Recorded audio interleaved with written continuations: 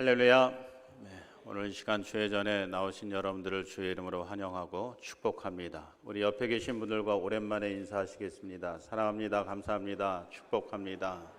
잘 오셨습니다.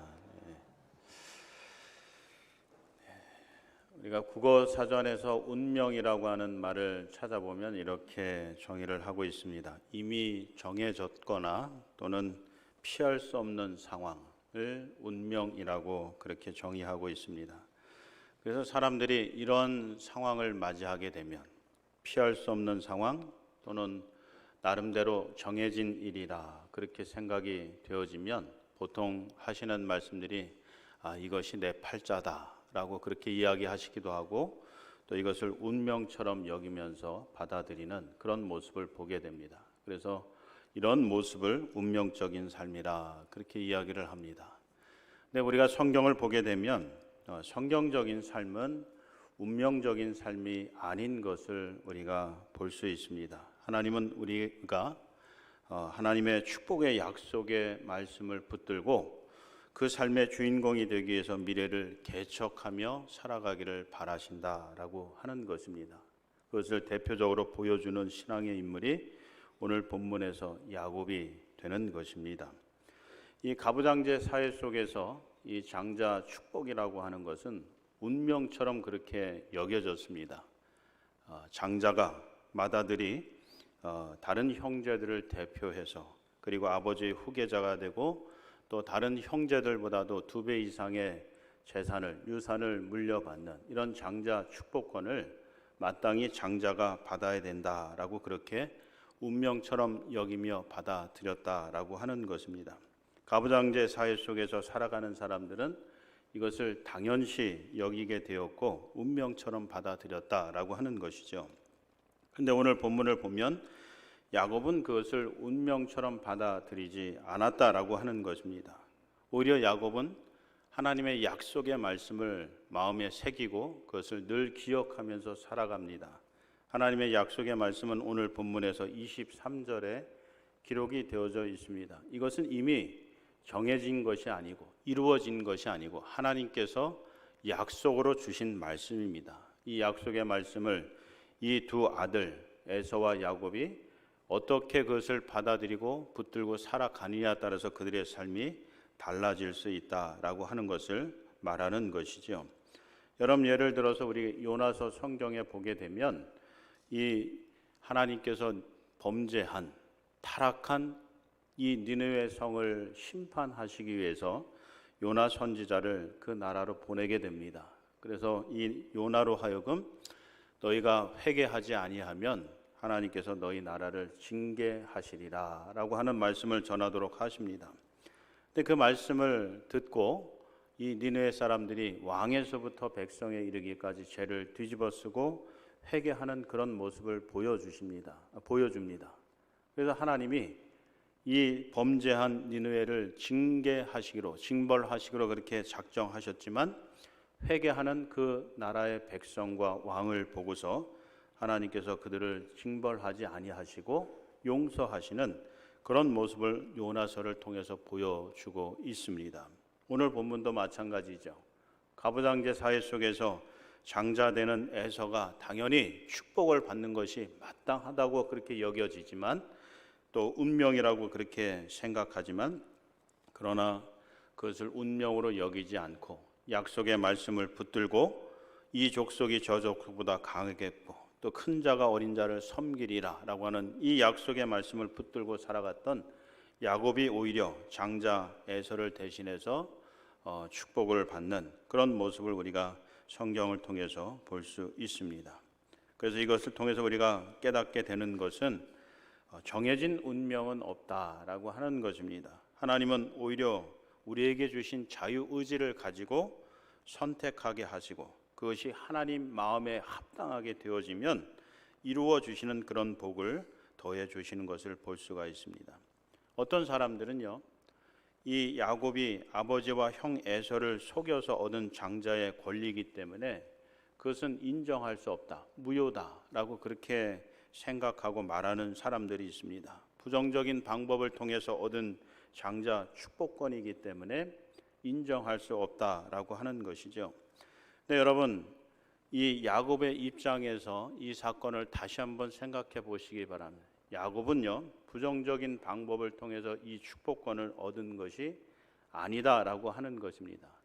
먼저 이 약속의 말씀은 이 야곱과 에서의 부모인 이삭과 리브가에게 주었습니다. 그리고 그 축복의 말씀을 그 자녀들인 에서와 야곱에게 동일하게 해 주었습니다. 근데 그 중에서 이 야곱은 이 약속의 말씀을 가슴에 늘 새기고 또 그 약속의 주인공이 되기 위해서 늘 마음에 어떻게 하면 이 약속의 주인공이 될 수 있을까라고 하는 것을 생각하면서 살아갔다라고 하는 것입니다. 그래서 기회가 왔어요. 형 에서가 들에 나가서 들짐승을 잡다가 돌아와서 배가 고플 때에 팥죽을 준비했다가 그것과 이 장자 축복권을 바꾸게 된 거죠. 소위 매매가 이루어졌다라고 하는 것입니다. 근데 여러분, 이 고대 근동 사회나 오늘날에나 이 정당한 대가를 주고 매매가 이루어지게 되면 여러분 그것은 합법적인 것이 되는 것입니다. 그리고 그 권리가 그 산 사람에게 이양이 되는 것을 우리가 볼 수 있죠. 오늘날도 마찬가지 아닙니다. 옛날도 마찬가지였습니다. 다만 이 장자 축복권을 팥죽 한 그릇으로 바꿀 수 있느냐, 가치가 그 정도밖에 안 되느냐라고 이야기할 때는 좀 뭐 다른 면에서 볼 수는 있겠죠. 근데 여러분, 이게 정당한 권리라고 이야기할 수 있는 것이 적어도 에서에게 있어서는 이 장자 축복권이 팥죽 한 그릇밖에는 안 됐다라고 하는 거예요. 만약에 에서가 이 장자 축복권을 팥죽 한 그릇으로 팔 수 없다, 내가 넘길 수 없다라고 그랬으면 다른 요구 조건을 이야기했겠죠. 네가 이것을 얻기 위해서는 더 많은 걸 나에게 주어야 된다, 그렇게 이야기했을 것입니다. 그러나 이 에서는 이걸 너무도 하찮게 여겼어요. 우리가 34절 말씀에서 볼 수 있는 것처럼 에서가 장자의 명분을 가볍게 여겼다라고 그렇게 기록하고 있습니다. 그래서 이 에서에게는 이 장자 축복권은 팥죽 한 그릇 값밖에 되지를 않았다라고 하는, 그것을 이 야곱이 지불을 하고서 이 축복권을 받았기 때문에 이 매매는 합법적으로 이루어진 것이다라고 하는 것이죠. 그럼 이런 예를 우리가 성경에서 여러 군데서 찾아볼 수 있어요.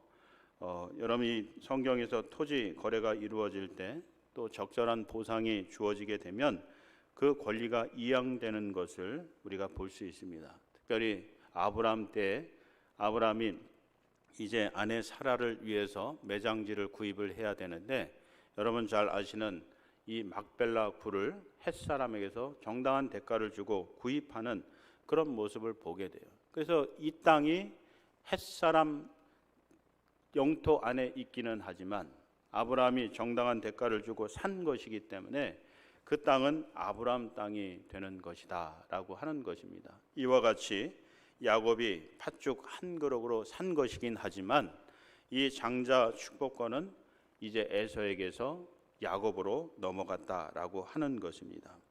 또 27절 말씀을 보게 되면 그 33절 말씀을 보게 되면 이 야곱이 이 장자 축복권을 팥죽 한 그릇을 살 때 한 가지 더 이 에서에게서 확인하는 모습을 볼 수가 있습니다. 말씀을 보시면 야곱이 이르되 오늘 내게 맹세하라. 에서가 맹세하고 장자의 명분을 야곱에게 팔았다라고 기록하고 있습니다. 여기서 이야기하는 이 맹세는요, 그 어떤 일이 있어도 되물릴 수 없다라고 하는 것을 이야기해 주는 것입니다. 소위 쉽게 이야기하면 한 번 판 것을 되물릴 수 없다는 거예요.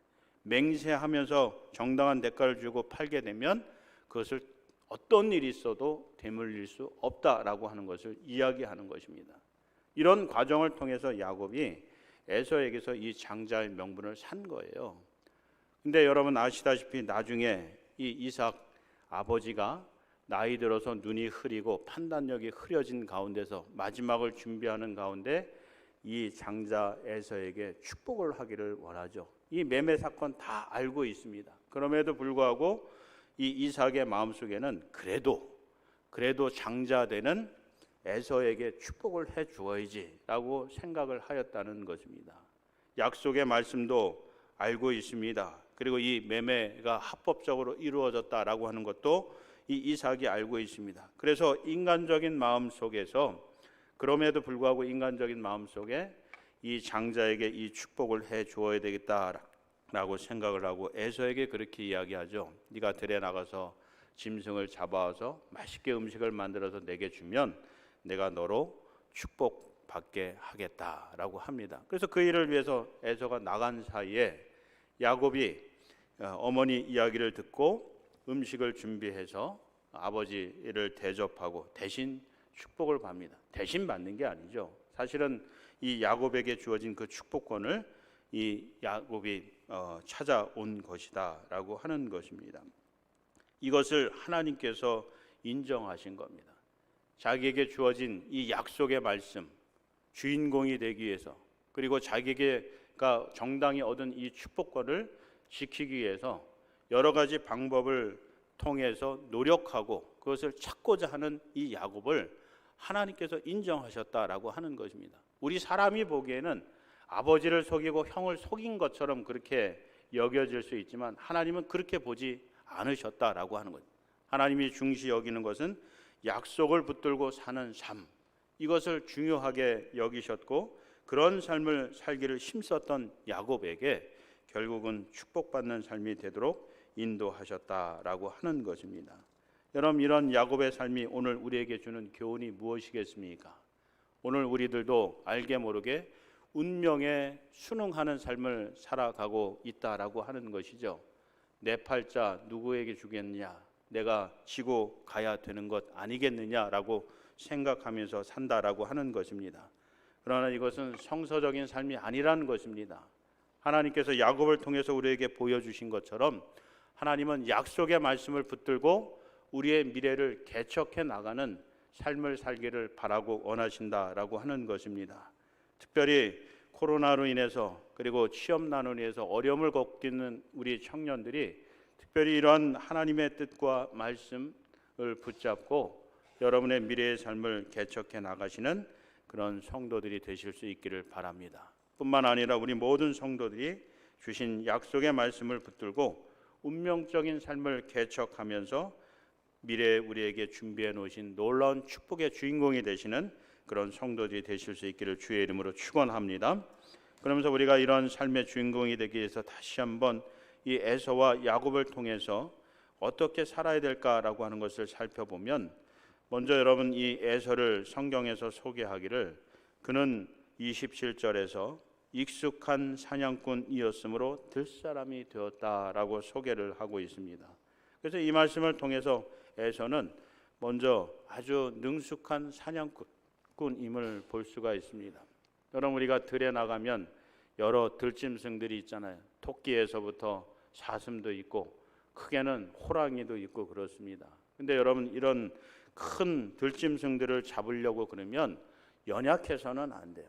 그래서 우리가 이 에서를 보지는 못하였지만 에서의 용모를 우리가 추정을 좀 해보면 아주 건장했을 것이라는 거죠.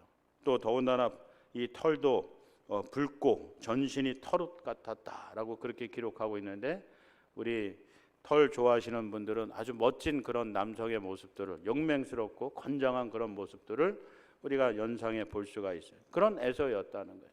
그렇기 때문에 아버지 이삭도 이 에서를 듬직하게 생각했을 것 아니겠습니까? 반면에 야곱은 어떻습니까? 27절 말씀해 보니까 조용한 사람이었으므로 장막에 거주했다라고 하는 것입니다. 아주 나쁘게 이야기하는 분들의 이야기를 들어보면 야곱은 어머니 치마폭 속에서 자라난 자녀, 아들이라고 그렇게 표현하기도 합니다. 그만큼 야곱이 아버지 마음에는, 눈에는 들지 않고 또 부모의 기대가 전혀 없는 그런 존재로 여겨지는 것입니다. 근데 여러분, 그들의 삶이 어떻게 바뀌게 됐어요? 약속을 붙들고 살아간 이 야곱이 결국은 축복을 받는 삶이 됐습니다. 인간의 눈으로 보면, 육신적으로 보면 정말 건장하고 건강하고 멋져 보이는 그런 에서가 그 축복을 받지를 못했다라고 하는 것입니다. 근데 그 이유를 조금 더 깊이 살펴보면 오늘 이 27절 말씀에서 우리가 찾아볼 수 있습니다. 먼저 들사람으로 이 야곱을 소개하고 있습니다. 들사람이라고 하는 것은 들판에서 사는 사람을 이야기하는 것입니다. 그런데 이 들판에서 사는 사람은 어떤 사람이냐라고 할 때 들짐승과 같은 삶을 사는 사람이다라고 하는 거예요. 우리가 성경에 이 들판, 땅을 이야기하는 이 히브리어가 두 가지가 있습니다. 하나는 사데고 하나는 에레츠라고 하는 단어를 쓰고 있습니다. 똑같은 땅이에요. 근데 하나는 사데고 하나는 에레츠인데 이 사데는 들판을 이야기합니다. 여기저기 들짐승들이 돌아다니고 뛰어다니는 들판을 이야기해요. 에레츠 땅은 무엇이냐면 사람이 거주하는 땅을 이야기하는 것입니다. 근데 왜 성경에서 이렇게 다른 단어를 사용하고 있고 또 오늘 특별히 이 에서를 소개할 때 이 사데를 사용해서 들판에 사는 사람이라고 이야기를 했냐면 이 에서가 그런 성향의 사람이라고 하는 거예요. 겉보기에는 용맹스러운 사람이지만 들짐승과 같이 살아가는 그런 사람이라는 거죠. 그래서 여러분 우리가 이 성경을 읽다가 어떻게 이 귀중한 장자의 축복권을 팥죽 한 그릇에 넘길 수 있을까 이런 생각 해보셨을 겁니다. 아무리 배가 고파도 그렇지 어떻게 그 귀한 것을 팥죽 한 그릇에 팔아 넘길 수 있겠느냐라고 생각한다는 거죠. 근데 여러분 이 에서가 들판에 사는 사람이었다라고 하는 이 말씀을 통해서 그 궁금증을 우리가 해결할 수 있는 거예요. 에서는 그런 사람인 거예요. 장자의 축복권을 가볍게 여기는 것뿐만이 아니라 이 에서는 들판을 뛰어다니면서 들짐승과 같이 즐기기를 좋아하고 먹는 것을 좋아하고 그런 사람이었다는 거예요. 고상하고 가치 있고 의미 있고 이런 삶과는 먼 그런 사람이 바로 에서였다라고 하는 것이죠. 그렇기 때문에 팥죽 한 그릇에 이 장자 축복권도 넘길 수 있었다라고 하는 것입니다. 반면에 야곱은요, 인간적으로 보면 매우 연약해 보여요. 삐쩍 마르고 키가 크고 힘도 없고 그러면서 어머니의 도움이 없이는 살 수 없는, 그러면서 집안에서 살림을 도우면서 사는 그런 아들 야곱에게 아버지 이삭이 별로 기대를 하지 않았다는 거예요. 저놈은 엄마 치마폭 속에서 사랑받으면서 살 사람이지 밖에서 큰 일을 할 수 있는, 우리 가문을 이끌어갈 수 있는 그런 장자의 역할은 할 사람이 못 돼라고 그렇게 생각했다는 거죠. 근데 어떻습니까? 그런 야곱이지만 하나님의 약속의 말씀을 늘 붙들고 살았어요. 그러면서 그 약속의 주인공이 되기 위해서 늘 기회를 찾았단 말이에요. 여러분, 우리 어른들이 속히 이야기할 때 우리 사람에게는 3번 기회가 온다 그러죠. 성공하기 위해서, 성공적인 삶을 살기 위해서 3번 기회가 온다 그렇게 이야기를 합니다. 근데 꼭 3번만 오는 것이 아닙니다. 왜 이렇게 이야기하시냐면 그만큼 기회가 적고 그리고 그 기회를 붙들기 위해서 정신 차리고 있으라라고 하는 거죠. 그래서 그 기회가 왔을 때 정신 차리고 그것을 붙들라고 그렇게 강조하기 위해서 인생을 살아가면서 3번 기회가 온다. 그걸 놓치지 말아라. 그렇게 이야기를 하시는 것 아니겠습니까? 야곱이 그런 삶을 살아갔다는 거예요. 이 약속의 말씀의 주인공이 되기 위해서 매사 그 일을 생각하면서 그 기회가 오면 내가 놓치지 말아야 되겠다라고 생각했던 거죠. 그런 가운데 기회가 온 겁니다. 에서가 너무 배고파갖고 팥죽 배고파서 음식을 구할 때, 그때 이 야곱이 그 음식을 제공하고 이 장자 축복권을 얻게 되었다라고 하는 것입니다. 이런 삶을 통해서 우리가 깨닫게 되는 것은, 여러분, 우리가 믿음과 삶을 살아가면서 그리고 이 야곱과 같이 미래의 축복을 현재 축복으로 이끌어내기 위해서는 우리가 영적인 분별력을 가지고 살아가야 된다라고 하는 것입니다. 늘 깨어있는 그런 믿음과 삶을 살아야 된다라고 하는 겁니다. 세상이 이끄는 대로 정신없이 살아가서는 안 돼요. 들판을 여기저기 뛰어다니면서 먹고 사는 일에만 우리가 치중해서는 안 된다라고 하는 것입니다. 야곱이 약속의 말씀을 붙들었던 것처럼 오늘 우리들도 정말 이 하늘의 복을 붙들고 살아가는 그런 성도들이 되어야 된다라고 하는 것입니다. 여러분, 하늘의 복이 무엇이겠습니까? 하늘의 복은 구원과 영생과 부활과 영원히 썩지 않는 하늘의 상이다라고 하는 것입니다. 이것은 지금 우리에게 주어지지 않아요. 그러나 우리 앞으로 우리에게 주어질 것인데 이것이 우리에게 없다고 하여서 우리가 이것을 경히 여기는 그런 믿음의 삶을 살아서는 안 된다라고 하는 거죠. 그것이 언제 우리에게 올지 모르지만 그것이 왔을 때 놓치지 않기 위해서 우리가 영적으로 깨어서 분별하고 그것을 붙잡으려고 하는 노력을 해야 된다라고 하는 것입니다. 이제 그러면서 또 한 가지 우리가 깨닫게 되는 것은 우리가 운명을 믿지 말고 하나님의 약속의 말씀을 따라서 사는 그런 믿음의 삶이 되어야 된다라고 하는 것입니다. 여러분, 정해진 게 없어요. 내가 지금 처한 이 상황이 전부가 아니다라고 하는 것. 언제든지 바뀔 수 있다는 거예요. 특별히 하나님의 축복의 말씀들을 여러분들이 붙잡고 살아가시면 우리가 요한복음 16장 24절 말씀에 보면 너희가 지금까지는 내 이름으로 구하지 않았다. 그러나 너희가 내 이름으로 구하면 내가 너희에게 줄 것이다. 그렇게 약속의 말씀을 하시고 있어요. 내 입을 크게 열라. 그러면 내가 채우리라. 뭐 등등 이런 놀랍고 축복의 말씀들이 많이 있잖아요. 여러분들이 이런 말씀들을 붙들고 내게 능력 주신 자 안에서 내가 모든 일을 할 수 있다라고 하는 그런 약속의 말씀들을 우리가 붙들고 살아가면 하나님께서 반드시 이 야곱을 축복하신 것처럼 저와 여러분들도 축복하신다라고 하는 것입니다. 특별히 오늘 입교하는 청년들과 더불어서 우리 모든 자녀손들이 이런 약속의 말씀을 붙들고 그런 축복의 삶의 주인공이 되기를 주의 이름으로 축원합니다. 그래서 우리가 앞으로 살아갈 때 운명을 받아들이는 삶이기보다는 하나님의 약속의 말씀을 붙들고 미래를 개척하며 살아가는 성도의 삶이 되시기를 바라고, 또 이 땅에서 이 장자의 축복을 받는 것을 넘어서서 이 땅에서 복 받는 것뿐만이 아니라 그것을 넘어서서 이 하늘의 복, 영생과 구원과 부활과 영원히 썩지 않는 하늘의 상을 바라보면서 열심으로 믿음과 삶을 살아가시는 저와 여러분들이 되시기를 주의 이름으로 축원합니다. 기도하겠습니다. 사랑이 많으신 아버지 하나님, 우리 사랑하는 성도들이 약속의 말씀을 붙들고 나아갈 때 그 약속의 주인공이 되게 하시고 하나님께서 준비하신 놀라운 하늘의 복과 또 땅의 복을 받아 누리는 저들 되게 하여 주시옵소서. 예수님의 이름으로 기도드립니다. 아멘. 이 시간 우리